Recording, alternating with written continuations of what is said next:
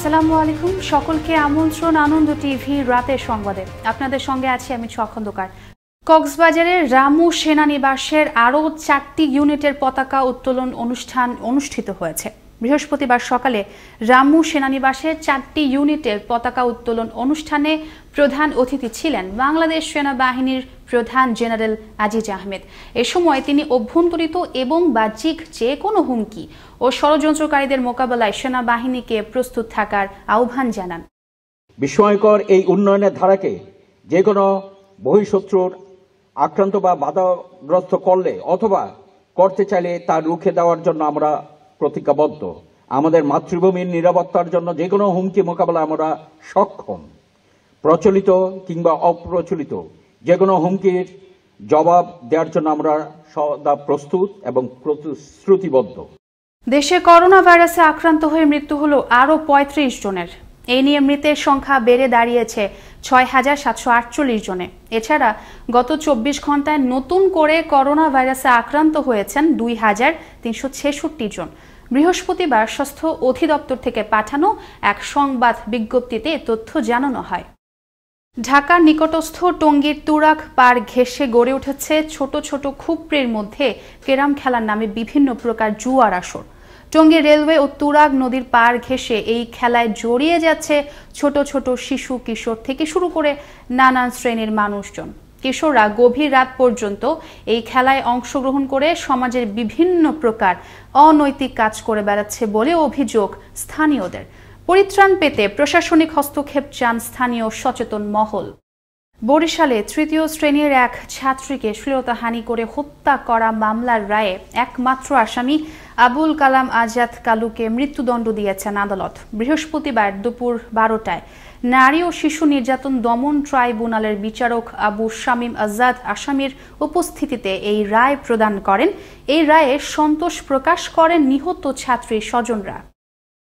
নারায়ণগঞ্জে শত কোটি টাকারও বেশি সমমূল্যের মন্দিরের সম্পত্তি রক্ষার দাবিতে অনুষ্ঠিত হল প্রতীকী অনশন। এতে সনাতন ধর্মাবলম্বীদের পাশাপাশি সংহতি প্রকাশ করে এক মঞ্চে দাঁড়িয়েছেন সব সম্প্রদায়ের মানুষ। এতে অংশগ্রহণ করেন জেলা মুক্তিযোদ্ধা সংসদের মুক্তিযোদ্ধা, বাংলাদেশ শিক্ষক সমিতি সহ বিভিন্ন পেশাজীবী, সামাজিক ও অরাজনৈতিক সংগঠনের নেতারা।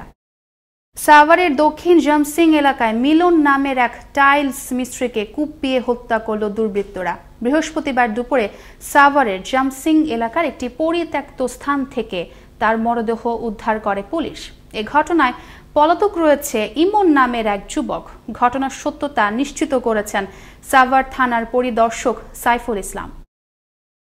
কেরানীগঞ্জে সংবাদ প্রকাশে জের ধরে 2 সাংবাদিকদের বিরুদ্ধে মানহানির মামলার প্রতিবাদে কেরানীগঞ্জ প্রেস ক্লাবের সাংবাদিকরা মানববন্ধন করেছে। কেরানীগঞ্জ কদমতলী গোল চত্বর এলাকায় অর্ধশতাধিক সাংবাদিক এ মানববন্ধনে অংশগ্রহণ করেন। এ সময় উপস্থিত ছিলেন কেরানীগঞ্জ প্রেস ক্লাবের সভাপতি বীর মুক্তিযোদ্ধা হাজী সালাউদ্দিন মিয়া সহ আরও অনেকেই। বৃহস্পতিবার দুপুরে শীত মৌসুমে কোভিড-19 সংক্রমণের সম্ভাব্য দ্বিতীয় ঢেউ মোকাবেলায় মাস্ক পরিধান, স্বাস্থ্যবিধি নিশ্চিত করতে সচেতনতামূলক ক্যাম্পেইন শুরু হলো চুয়াডাঙ্গার দামুড়হুদায়। এ সময় মাস্ক পরিহিত পথচারীদের গোলাপ ফুল দিয়ে শুভেচ্ছা জানান দামুড়হুদা উপজেলা নির্বাহী কর্মকর্তা দিলারা রহমান। এ সময় স্বাস্থ্যবিধি অমান্য করায় 24 জনকে 2,900 টাকা জরিমানা করেন ভ্রাম্যমাণ আদালত। করোনার দ্বিতীয় ঢেউ সামাল দিতে সারা দেশের মতো প্রশাসনিক তৎপরতা শুরু হয়েছে বিভাগীয় নগরী খুলনাতেও। সরকারের সিদ্ধান্ত অনুযায়ী খুলনা জেলা প্রশাসক হেলাল হোসেন ও জেলা প্রশাসনের নেতৃত্বে খুলনা নগরী এবং উপজেলা পর্যায়ে ভ্রাম্যমাণ আদালত বসিয়ে মুখে মাস্ক ব্যবহার না করা পথচারীদের জেল জরিমানা করা হয়। খুলনা ব্যুরো প্রধান আমজাদ আলী লিটনের তথ্য, ভিডিও চিত্রে আরও জানাচ্ছেন মোস্তফা কামাল তোহা।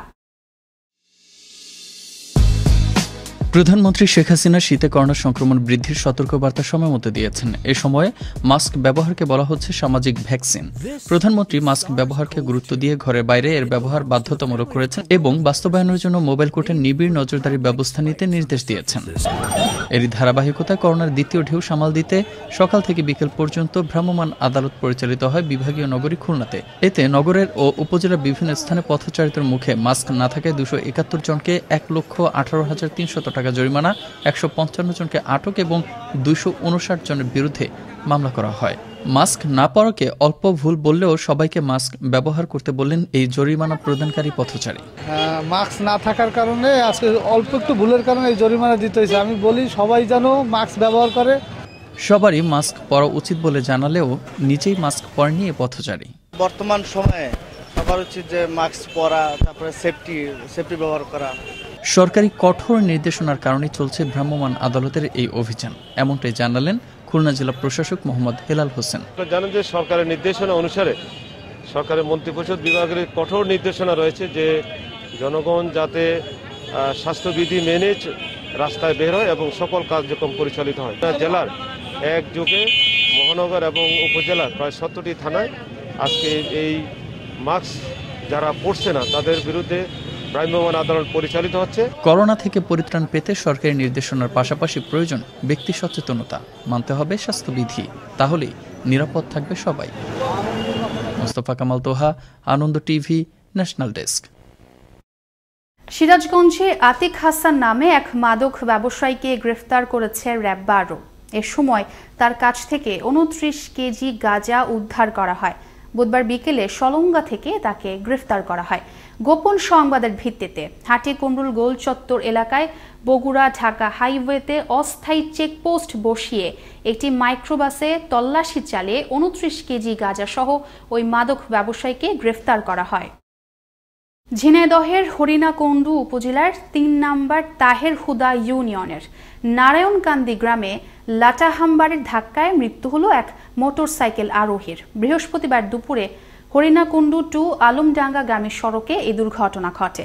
এ ব্যাপারে থানায় মামলা প্রক্রিয়াধীন বলে জানান হরিণাকুণ্ডু থানার অফিসার ইনচার্জ আব্দুর রহিম মোল্লা। এই ছিল এখনকার মতো। করোনা থেকে আপনি এবং আপনার পরিবারকে সুরক্ষা রাখতে সরকারি নির্দেশনা মেনে চলুন।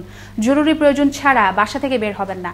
আনন্দ টিভির সর্বশেষ সংবাদ এবং বিনোদন সবার আগে দেখতে ভিজিট করুন www.facebook.com/anondotvbd এই পেজে। ধন্যবাদ সকলকে, শুভরাত্রি।